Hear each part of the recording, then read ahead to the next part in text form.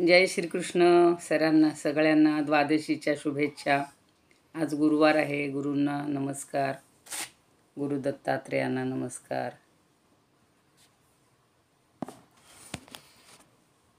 वसुदेव सुतं देवं कंसचाणूरमर्दनं देवकी परमानंदं कृष्णं वंदे जगद्गुरुः।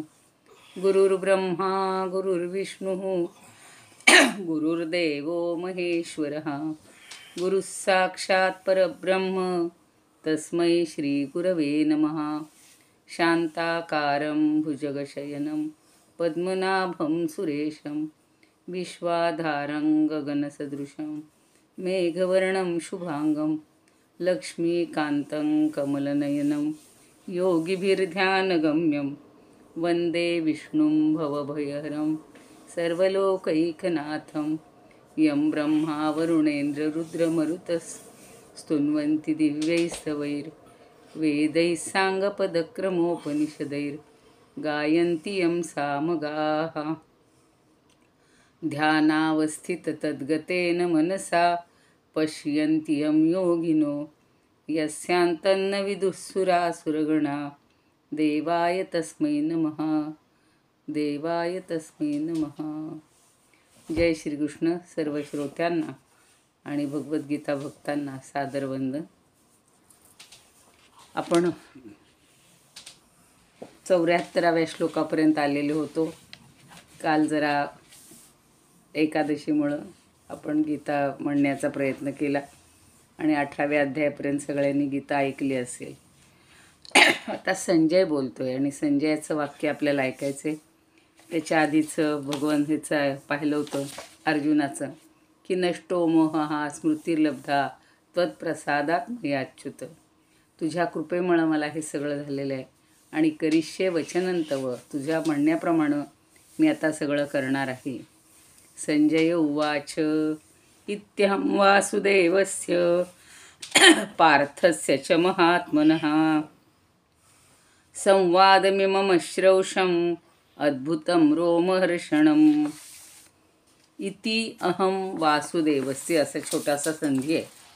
इति म्हणजे असे, अहम म्हणजे मी, वासुदेवस्य पार्थस्य च, वासुदेवाचं आणि पार्थाचं म्हणजेच भगवंताचं आणि अर्जुनाचं ते कसे आहेत, महात्मनः महात्म्या, भगवान वासुदेव आणि अर्जुनाचं काय ऐकले, संवादम इमम अश्रौषम, इमम म्हणजे हा, अश्रौषम म्हणजे ऐकला, हा संवाद ऐकला। तो कसा होता, अद्भुतम रोमहर्षणम, अद्भुत होता, आजपर्यंत कधी असं घडलेलं नाही आहे।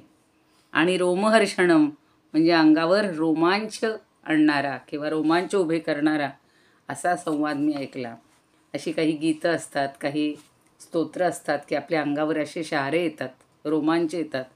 आणि हा एवढा तास, 1.5 तास जो काही ऐकला असेल संवाद, हा रोमहर्षक होता असं संजय म्हणतोय। आणि संजय अतिशय भाग्यवान आहे की त्याला हे ऐकायला मिळालं। खरं म्हणजे धृतराष्ट्राला दिव्यदृष्टी देणार होते, पण त्यांनी सांगितलं की मला ते पाहणार नाही, म्हणून मला ती दृष्टी नको। मग संजयाला ती दृष्टी मिळाली। संजय त्याचा सारथीच असतो। बघूया आपण याचं समजलो की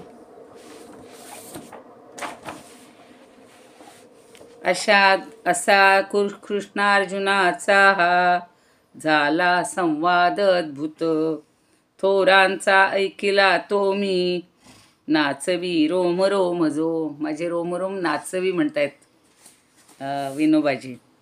संत तुकाराम म्हणतात श्रीमद वासुदेव आणि धनुर्धर गांडीव पाणी, गांडीव नावाचं धनुष्य म्हणून गांडीव पाणी, पाणी म्हणजे हातात। संवादले महाद्भूत ऐसे कोण कोण या धरेत, ऐकिले हो महाभूपा दावी अद्यापि तनुकंपा, रोमहर्षणे फुगता तुका घाली दंडवता। अहो, त्यांचा संवाद ऐकून आपल्यासुद्धा अंगावर रोमांच आलेत आणि म्हणून तुका त्यांना दंडवत घालतोय। तसं आपण सुद्धा दंडवत घालूया, आपल्यासुद्धा अंगावर हे असे रोमांच उभे राहिलेले आहेत. वामन पंडित म्हणतात, श्री वासुदेव पार्थाचा हा संवाद महाद्भुत, राया ऐकिला अंगी काटे अद्यापि माझिया. अगदी सोप्या शब्दात माझ्या अंगावर काटे उभे राहिले. मी म्हणलं शहारा. अक्षय अंगावरचे खरंच रोमांच उभे राहतात, अगदी काटे. मुक्तेश्वर म्हणतात, देव पार्थाचा संवाद ऐकोनी अद्भुत परमानंद, रोमांच उभे स्वानंद, ते दावे ते वाचे काय सांगो. अहो असे हे सांगता पण येणार नाही काय आनंद झाला आहे तो. कधी कधी अत्यंत आनंद झाला तरी आपला कंठ दाटून येतो बघा, बोलताच येत नाही. आणि दुःख झालं तरी तसंच होतं. इथे आनंदाश्रू आलेले आहेत, आनंदानं कंठ दाटलेला आहे. उद्धव चितघन होता, जे शुभलोक शुकादिक नारद, व्यासमुनी सनकादिक पार्था. यांची जरा जास्त हे चांगली असते.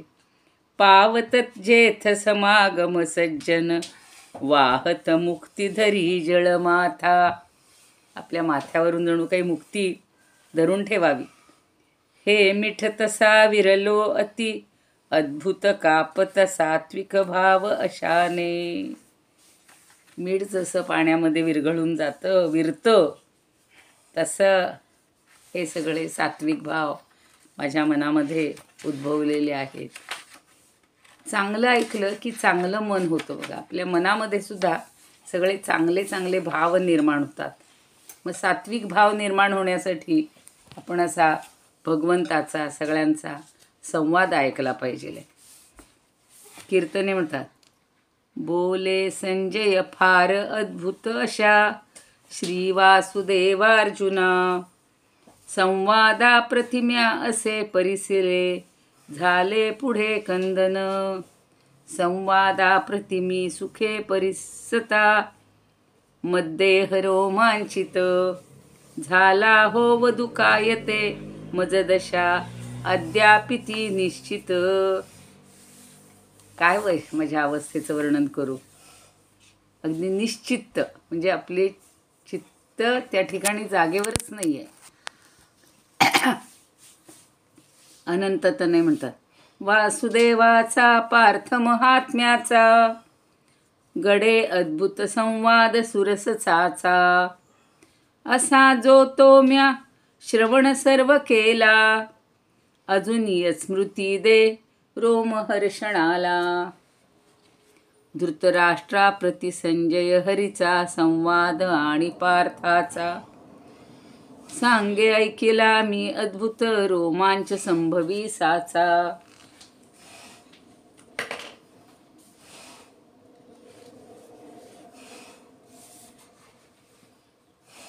तर गोखले म्हणतात, असा मी वासुदेवाचा महात्म्या अर्जुना सवे, संवाद ऐकिला हर्ष रोमांच खरं अद्भुत.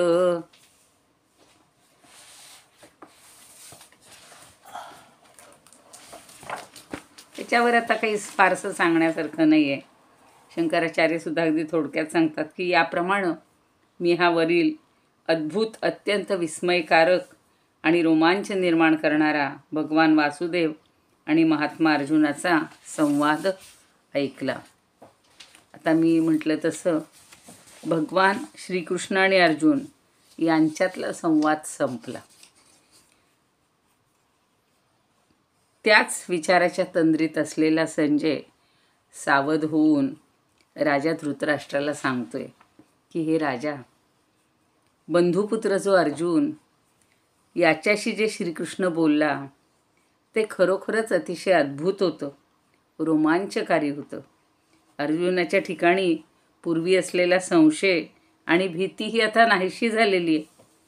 भगवंतांनी सांगितलंय की तत्वज्ञान त्याच्या हृदयात चांगलंच ठसलेलं दिसतंय आणि कर्तव्य म्हणजे कर्तव्य आणि अकर्तव्याविषयी तो दिंगमूढ झालेला अर्जुन आता पूर्ण सावरलेला दिसतोय. त्याचा उत्साह आणि आवेश मी कधी पाहिलाच नव्हता, असा आता उसळून आलेला दिसतोय. आणि हे जरी खरं असलं तरी त्याच्या ठिकाणी कुठलाही उतावीळपणा नाही. आकृती मागून सावली जाते तसा तो भगवंताच्या मागे मागे आहे. आणि त्याच्यामध्ये चाललेला हा बोलण्यावरून मला असं दिसतंय की तो भगवंतांनी योजलेल्या धोरणांना सहमत आहे. एक चालण्याची सुद्धा ढब असते की दुसऱ्याच्या मागून चालणं म्हणजे त्याच्यासारखं वागणं, नुसतंच चालायचं नाही आहे. आता अर्जुन हा केवळ शरीरानं वेगळा दिसतोय, पण त्या दोघात आता वेगळेपणा उरलाच नाही. ते म्हणतायत की भगवंत आणि अर्जुन मला कसे दिसत आहेत, तर ज्याप्रमाणे दोन सागर वेगवेगळे असावेत पण पाण्याच्या रूपानं ते एकच असतात, किंवा आरशासमोर दुसरा आरसा धरला तर त्याचं प्रतिबिंब एकात पडेल, तर कोण बिंब आणि कोण प्रतिबिंब हे सांगताच येणार नाही. किंवा राजा त्याला म्हणतो, अरे राजा, सूर्य आकाशात प्रगट व्हावेत, दोन जर सूर्य प्रगट झाले तर कोणता सूर्य प्रकाशित करतो याचा निर्धार किंवा निश्चय करता येत नाही. अशी आता माझी अवस्था झालेली आहे.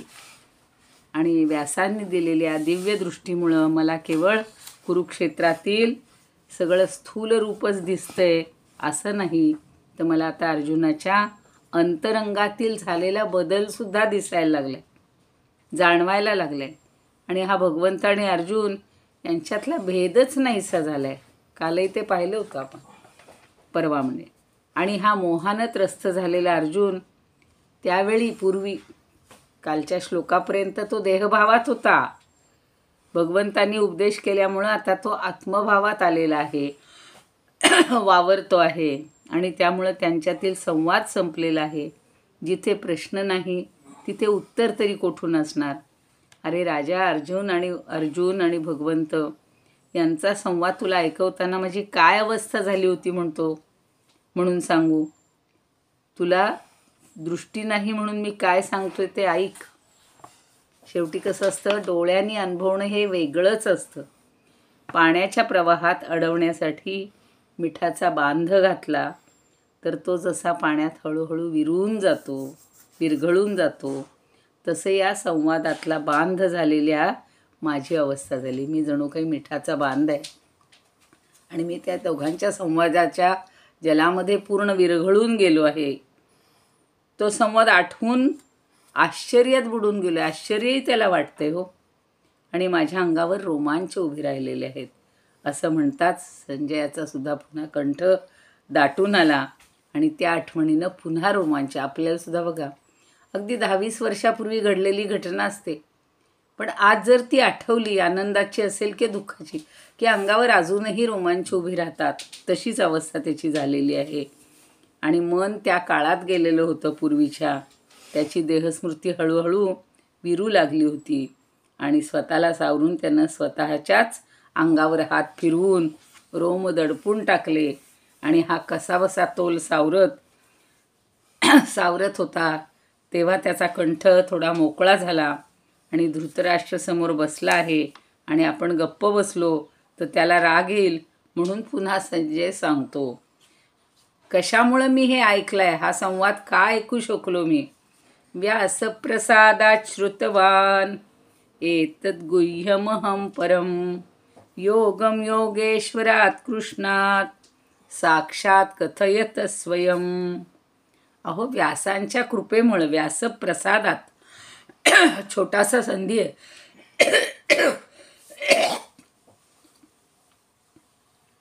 व्यासप्रसादात श्रुतवान, ते श्रुचा तिथं छ झालेला आहे संधीमुळं, चमुळं, त अधिक श त्याचा छ झाला. प्रसादात श्रुतवान, च आणि छ असं दोन्ही झाले. एतद् गुह्यमहं परम योगम योगेश्वरात् कृष्णात् साक्षात कथयत स्वयं. पुन्हा ते सांगतोय की व्यासप्रसादात म्हणजे व्यासांच्या कृपेमुळं स्वयं मला एतत् गुह्यम अहम परमम गुह्यम अहम श्रुतवान. अत्यंत गुह्य अशी गोष्ट, गुह्यतम अशी गोष्ट मला ऐकायला मिळाली. आणि कशामुळं मिळालेली आहे तर योगम योगेश्वरात, कृष्णात, योगेश्वर कोण आहे? कृष्ण आहे. तर योगेश्वरात कृष्णात स्वयं साक्षात कथयत हा स्वयं, दोनदा स्वयं शब्द वापरलेले. की योगम म्हणजे योग, हा कुठला? कर्मयोग सगळा सांगितलेला. जास्ती करून कर्मयोग किंवा ज्ञानयोग, भक्तियोग. योग या शब्दात सगळे योग आले. आणि हा योग मला कसा समजलाय? योगेश्वरात कृष्णात स्वयं आणि साक्षात, साक्षात माझ्या डोळ्यासमोर घडलेलं आहे. तर परमेश्वराच्या कृपेमुळं किंवा व्यास महर्षींच्या कृपेमुळं योगकथन करणाऱ्या साक्षात योगेश्वर म्हणजे योगाचाच ईश्वर, योगाचाच प्रभू असणाऱ्या श्रीकृष्णांच्या तोंडून, मुखातून परमश्रेष्ठ असं हे रहस्य मी ऐकलं. गुह्य, जे अत्यंत गुह्य. किती भाग्यवान आहे बघा तो. बाकी एवढे लाखो लोक, किती काय म्हणतात ना, अक्षौहिणी सैन्य होतं 18, पण त्यांच्यातल्या कुणालाच तो ऐकायला तिथं गेलेला नाही आहे. पण याला दिव्यदृष्टी दिल्यामुळं ते सगळं दिसलंय पण आणि ऐकू पण आलेलं आहे. तर हे जे परमगुह्य जे आहे रहस्य, ते मला ऐकायला मिळालं असं तो सांगतो.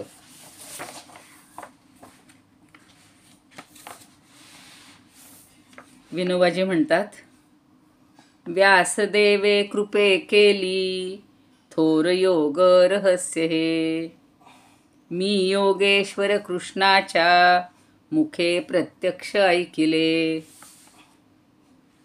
संत तुकाराम म्हणतात, राया व्यास कृपेस्तव या योगाचा अनुभव, ऐकियले गुह्य ज्ञान सप्रचित समाधान. योगेश्वर जो कृष्णजी तेणे मुख पंकजी, मुख कमळातून त्याच्या ऐकलं, त्यांनी अजून पंकजी शब्द वापरला. साक्षात प्रीती करोत्तरे तुकारी झविला आदरे. जणू काही तुकाचं सुद्धा मनोरंजन झालेलं आहे, रंजन झालेलं आहे. रिझविला हा शब्द छान वापरला.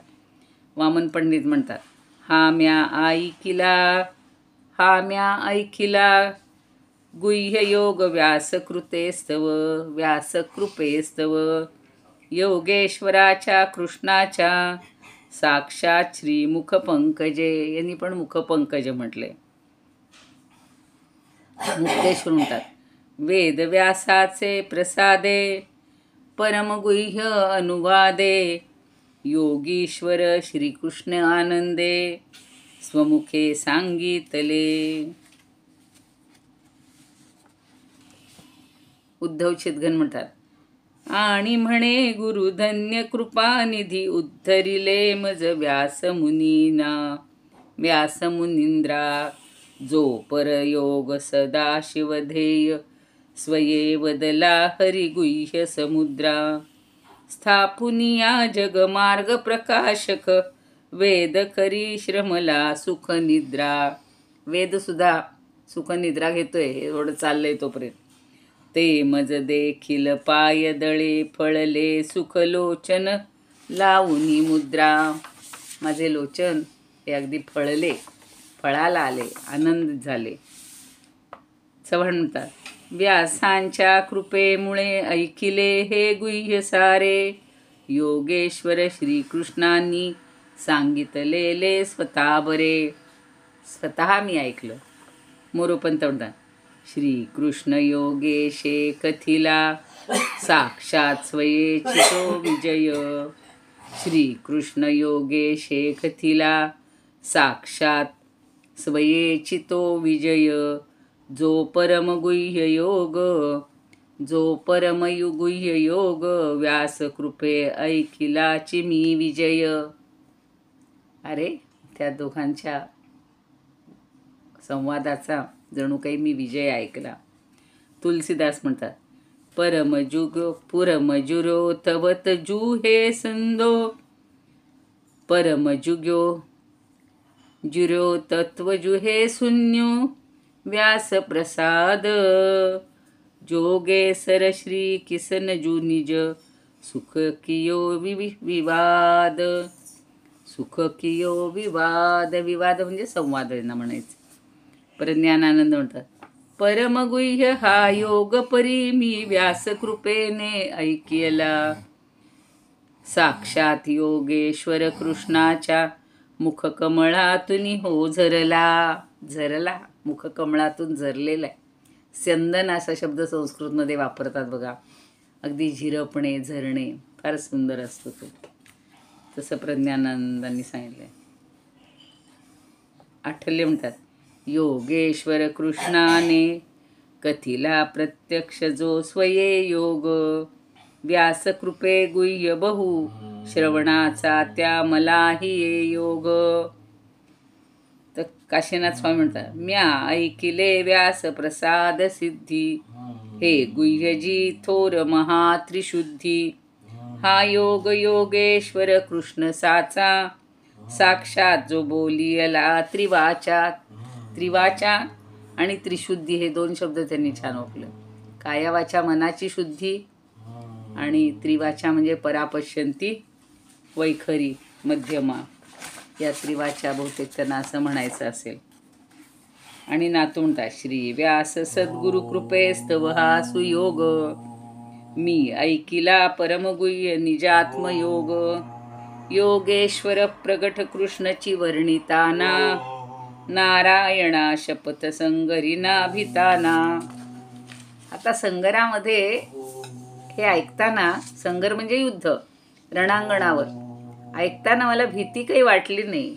कारण त्या संवादामध्ये एक सात्विकता आहे, एक गुह्य आहे, गूढ असं ज्ञान आहे. आणि ते ऐकताना नाहीतर एखादं बघा एवढा मोठा सेनेचा सागर तिथं उभा आहे, उसळलेला आहे. आणि अशा वेळेला आपल्याला त्याच्याकडं बघवणार सुद्धा नाही, एवढा मोठा सागर आहे तो सेना सागर. पण भगवंताचं बोलणं आणि हे अर्जुनाचे छोटे छोटे प्रश्न, म्हणून ते ऐकत असताना खूप छान वाटलेलं आहे. पुन्हा मगाशी जसं म्हणलं होतं तसं, साक्षात कृष्णमुखी स्वयं परममी. व्यास प्रसादानही जो योगेश्वर कर्मयोग कथिला. ते ऐकिले गुह्यही. आता व्यास महर्षींच्या कृपेनं स्वतः अनेक योग कथन करणाऱ्या साक्षात योगेश्वर म्हणजेच योगांचा प्रभू अशा श्रीकृष्णाच्या तोंडून हे सगळं परमश्रेष्ठ रहस्य मी ऐकलं. आता मी मगाशी सांगितलं तसं थोडक्यात पुन्हा, धृतराष्ट्रांना का मिळाली नाही बुद्धी, हे दृष्टी आणि संजयांना का मिळाली ते पुन्हा जरा नीट लक्षात द्या. की युद्धाची तयारी सगळी झालेली होती आणि तेव्हा व्यास महर्षी धृतराष्ट्राकडे आले आणि धृतराष्ट्र व्यासांना ते म्हणाले की कुरुक्षेत्रावरील हा युद्धाचा वृत्तांत मला समजून घेण्याची इच्छा आहे बरं का. धृतराष्ट्र तर म्हणतो की मला समजून घेण्याची इच्छा आहे, तेव्हा आपण तशी काहीतरी मला सोय करा. तेव्हा व्यास म्हणाले की धृतराष्ट्र, मी तुला दिव्य दृष्टी देतो, म्हणजे इथे बसून तुला सगळं कुरुक्षेत्रावरचं पाहता येईल असं चांगलं सांगितलं होतं. पण धृतराष्ट्राला भविष्यवाणीचं स्मरण झालं. भविष्यवाणी अशी झालेली होती की या युद्धामध्ये कौरवांचाच केवळ पराजय होणार आहे. पराजय कौरवांचाच होणार, म्हणजे केवळ कौरवांचा नाही तर कौरव कुळाचा नाश होणार आहे. तेव्हा कौरव कुळाचा स्वतःच्या पुत्रपौत्रांचा नाश स्वतःच्या डोळ्यांनी बघण्याचं धैर्य धृतराष्ट्रामध्ये नव्हतं. आणि त्यामुळं तो घाईघाईनं म्हणाला, नको नको महर्षी, मला दिव्य दृष्टी देऊ नका, माझ्याच्यानं माझ्या कुळाचा नाश पाहणारच नाही. आणि तिथं संजय पण होता. मग व्यासांनी धृतराष्ट्राला सांगून संजयाला दिव्यदृष्टी दिली. मग म्हणे संजयाला देऊ का, तर द्या. आणि त्याची आठवण होऊन संजय धृतराष्ट्राला सांगतोय की व्यासांच्या कृपेनं प्राप्त झालेल्या दिव्यदृष्टीमुळंच मला भगवान श्रीकृष्ण आणि अर्जुनातला संवाद, हा सुसंवाद मला ऐकायला मिळाला. आणि भगवंतांनी जीवाच्या अगदी प्रथमावस्थेत अज्ञानावस्थेत असल्यापासून आचरण्याचा कर्मयोग सांगितलेला आहे. म्हणजे अगदी पहिल्यापासून आपण कसं वागायला पाहिजे हे सगळं सांगितलेलं आहे. आणि जीव जसा आत्मरूपाकडे हळूहळू विकसित होत जाईल तशा तशा त्याच्या बदलणाऱ्या सगळ्या अवस्था, वेगवेगळ्या योगातून त्याचा होणारा प्रवास हा मी सगळा ऐकलेला आहे. पहिला अर्जुन विषाद योग, मग कर्मयोग, सगळे योग आपण पाहिलेले आहेत. कर्मसन्यास योग, आत्मसंयम योग, असे एक एक एक एक ऐकत राहिलो. आणि मी हा सगळा सकाम कर्माला सुरुवात करून हळूहळू आत्मसंयम साधावा, आत्मसंयम साधण्याच्या साधनेत निष्काम कर्माकडं वाटचाल करावी आणि हळूहळू कर्मफळाचा त्याग करावा. अशा प्रकारच्या अभ्यासानंच नैष्कर्म्य सिद्धीम परमाम ही तुला प्राप्त होईल किंवा आपल्याला प्राप्त होते आणि ज्ञानपूर्वक कर्माचा संन्यास घडतो. हळूहळू एक एक पायरी मनुष्य कसा वर चढू शकतो हे त्यांनी आपल्याला सांगितलेलं आहे. आणि या अभ्यासामुळंच ईशचिंतन किंवा बीजरूपानं पेरलेल्याचं आता वृक्षात रूपांतर झालं. सगळ्या ठिकाणी काय सांगतात की तू माझंच चिंतन कर, माझ्याशिवाय दुसरा मनात विचारच आणू नकोस. म्हणजे हळूहळू त्याला त्या ठिकाणी बीजारोपण केलं भक्तीचं आणि आता त्याचा मोठा वृक्ष झाला आहे. मग नुसतं एकदम करायचं आहे का हो सगळं? तर अगदी यम, नियम, आसन, प्राणायाम, प्रत्याहार याची त्याला फुलं यायला लागली त्या वृक्षाला. आणि ज्ञानविज्ञानाच्या फांद्यांनी वृक्ष अगदी लहडून गेला किंवा सुरेख डेरेदार दिसू लागला. मग फुलाफुलामधून परमेश्वरी बीजरूपी फळांची बोंड सगळी दिसू लागली. शिशिर ऋतूची थंडी संपू लागताच फळं जशी पिकायला पाडाला येतात तशी वृक्षाची पानंसुद्धा झाकली जातील एवढं विश्वरूप फळाचं दर्शन झालं 11व्या अध्यायात. आपण पाहतो की नंतर फळं इतकी होतात की पानं दिसेनाशीच होतात. आणि त्यामुळं तो म्हणतो की अंगावर काटा उभा राहावा. परिपूर्णतेच्या वसंताच्या आगमनानं फळातील रस जसा परिपक्व होतो, त्याला भक्तीची गोडी लागते, तशी विश्वरूप दर्शनानंतर भक्तीची गोडी लागली. सगळ्या अध्यायांचा एक आपण असा परामर्श घेतो आहोत. आणि मग हातात एके दिवशी अवचित ब्रह्मफळ येतं. 13, 14, 15 पुढे आपल्याला ब्रह्मफळ आपल्या अवचित हातात येतं. आणि सर्व योगांचा योगेश्वर असलेला भगवान श्रीकृष्ण योगेश्वराच्या मुखातून मी ही सर्व गीता प्रत्यक्ष ऐकतो आहे. खरोखरीच माझं जीवन धन्य झालं आहे, माझ्या जीवनाचं सार्थक झालं आहे. आज आपल्या पण जीवनाचं सार्थक व्हायला आलेलं आहे. 2च श्लोक राहिलेले आहेत.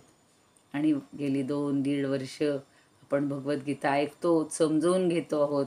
वेगवेगळ्यांचे अनुवाद म्हणू किंवा समश्लोकी त्या समजून घेतल्या. त्यातला अर्थ, त्यातला भावार्थ, त्यातला सूचितार्थ सगळं आपण समजून घेतो आहे. आणि भगवंताचं तत्त्वज्ञान ऐकून जी अर्जुनाची अवस्था झाली तीच देहभावातीत अवस्था संजयाचीही प्राप्त झालेली आहे. आणि संजयासारखेच आपणही ऐकणारे आणि हे आहोत. आणि संजयाचा संजयपणा म्हणजे जो मीपणा जो आहे तो हळूहळू विरत चालला. संजयपणावर येत होता आणि संजयाच्या तोंडून मधून काहीतरी शब्द मोठ्यानं किंवा हळू अस्पष्ट बाहेर पडत होते. तो वेगवेगळे हातवारे करत होता. त्याला बोलता येत नव्हतं, तिथं त्यांच्यात सहभागी नव्हतं होता येत, पण आपल्या चेहऱ्यावर सगळे भाव प्रगट होतात बघा. एखादी व्यक्ती येते आणि असं छान काहीतरी सांगत राहते किंवा अगदी चांगल्या गुरूंची प्रवचन ऐकतो आपण, संतांची ऐकतो आणि त्यावेळेला आपल्या मनात असे भाव निर्माण होतात. तसा हा मध्येच धृतराष्ट्राला म्हणतो की राजा डोंगरात पसरलेलं पाणी जसं तिथं खोदून ठेवलेल्या गोमुखातून बाहेर प्रवाहित होतं, तसं भगवान श्रीकृष्णाच्या मुखातून बाहेर पडलेले शब्द हे माझ्या कानात शिरून मुखावाटे बाहेर प्रवाहित होत आहेत. आधी मी ऐकण्याचं काम करतोय, मग तुला सांगण्याचं काम करतोय. आणि खरोखरच अर्जुना इतकाच मी सुद्धा भाग्यवान आहे असंच मला वाटतं. पण हे सगळं भाग्य मला व्यासांच्या कृपेमुळे झालं. आपण म्हणलं सुमोग माझी तेवढी पात्रता होती म्हणून मला सांगितलं. नाही, इथं मीपणा नाही आहे संजयाकडे. आणि त्यामुळं तो म्हणतो की एवढं बोलून संजय आता थांबतो आणि संजयाला पुन्हा काहीतरी आठवतंय. जे पाहिलं, जे ऐकलं ते वर्णन करण्यासाठी त्याच्याकडे शब्दच नव्हते. त्यामुळं संजय थोडा गोंधळून गेला होता. स्वतःला सावरत पुन्हा तो म्हणतो की राजा, अरे हे ज्ञान भगवंतांनी सर्वात गुह्य असं म्हणून त्याची प्रशंसा केली आणि केवळ अर्जुन त्यांचा मित्र आहे म्हणून त्याच्यासाठी हे गुह्य प्रगट केलं. पण व्यासांच्या कृपेनं, त्याच्या श्रवणानं मलाही ते भाग्य लाभलं, असं तो पुन्हा समजावून सांगत आहे. आता पुढचा श्लोक घेऊयात आपण, म्हणजे उद्याला त्याचं समापन करता येईल. राजन संस्मृत्य संवाद मद्भुतम केशवार्जुनयोः पुण्यम हृष्यामि च मुहुर्मुहुः. अरे राजन छोटासा संधी आहे. संस्मृत्य एकदा आठवून नाही आहे. संस्मृत्य पुन्हा आठवून, आणि अगदी सम लावल्यामुळं चांगला, खूप चांगला आठवून, पुन्हा आठवून. काय? संवादम इमम अद्भुतम. इमम म्हणजे हा, संवादम म्हणजे संवाद. तो कसा आहे? अद्भुतम. किती वेळा त्याला अद्भुत म्हटलेलं आहे, गुह्य म्हटलेलं आहे. साधासुद्धा संवाद नाही. आपल्याला एक वाटेत भेटल्यावर हो मग कसं काय, नमस्कार, काय झालं का, कालची एकादशी छान झाली का, लगेच आपण म्हणणं हो आज आता पारणं करायचं आहे, 12 वाजेस्तोवर जरा शांत बसायचे, काहीतरी देवाचं वाचन चिंतन हे केलं पाहिजे, नाही का. रोज कुठं आपण एवढा वेळ थांबू शकतो. म्हणजे आपल्या ह्या अशा गप्पा असतात. पण आता त्यांचा जो संवाद आहे हा पुन्हा आठवून कसा आहे? केशवार्जुनयो पुण्यम हृष्यामि च मुहुर्मुहुः. हा संवाद कुणाचा आहे? या दोघांचा आहे, केशव आणि अर्जुन. छान समास बनवलेला आहे. केशवार्जुनयो हो, आधी केशवाचं नाव घेतले, कारण भगवंताला पहिली प्रायोरिटी द्यायची. आपण तिथे लिहिताना सुद्धा आपलं नाव आधी लिहिलं असतं. नाही, केशव आणि अर्जुन म्हणजे श्रीकृष्ण आणि अर्जुन यांच्यातला हा संवाद कसा आहे? पुण्यम, अत्यंत पुण्यकारक, पवित्र असा हा संवाद ऐकून मुहुर्मुहुः हृष्यामि. मुहुर्मुहू हे अव्यय अगोदर घ्यायचं. मुहुर्मुहुः, मुहू म्हणजे पुन्हा, पण दोनदा म्हणलं की पुन्हा हृष्यामि, मला आनंद होत आहे, हर्ष होत आहे. म्हणजे हे राजा, हा कृष्ण आणि पार्थ किंवा अर्जुन यांचा हा पुण्यमयी आश्चर्यकारक असा संवाद पुन्हा मला आनंद देत आहे, हर्ष देत आहे, किंवा मला हर्ष होत आहे, असं ते सांगतायत.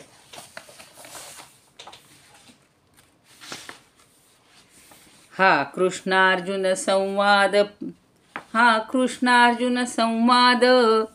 राया अद्भुत पावन. आठवणी मनी फार हर्षतो मी फार हर्षित झालो आहे. संत तुकाराम म्हणतात, केशवार्जुन उभयांचा हा हो संवाद सुखाचा, पुण्यदाता अद्भुत तू ते वदलो साध्यंत. पुन्हा आठवणी हर्षतो मी आत्ममनी, देवा सारिखे त्या पुसे तुका विनवी ऐका कैसे. वामन पंडित म्हणे, केशवा अर्जुनाचा हा पुण्य संवाद अद्भुत, पुन्हा आठवुनी हर्षतो मी पुन्हा आनंदित होत आहे, असं सांगतायत. मुक्तेश्वर म्हणतात, राया तो पुन्हा आठवत, जो संवाद अतिअद्भुत, केशवार्जुनाचा पुण्य पवित्र, तेणे पुन्हा आनंद होतसे. हरिपंडितांचं भाऊ, परमगहन राया वासुदेवार्जुनाचा, स्मरुनी हृदयी मोठा दिव्य संसार साचा, बहुसुख मज वाटे जे नये तूज जाण, सुख भरती मने की मीच हे देहभान. माझं देहभान हरपून चाललेलं आहे असं तो सांगतोय. योगेशं सच्चिदानंदं वासुदेवं व्रजप्रियं धर्मसंस्थापकं वीरं कृष्णं वन्दे जगद्गुरुं. कृष्णाय वासुदेवाय हरये परमात्मने प्रणतः क्लेशनाशाय गोविंदाय नमो नमः. ॐ पूर्णमदः पूर्णमिदं पूर्णात् पूर्णमुदच्यते पूर्णस्य पूर्णमादाय पूर्णमेवावशिष्यते. ओम शांती शांती शांती.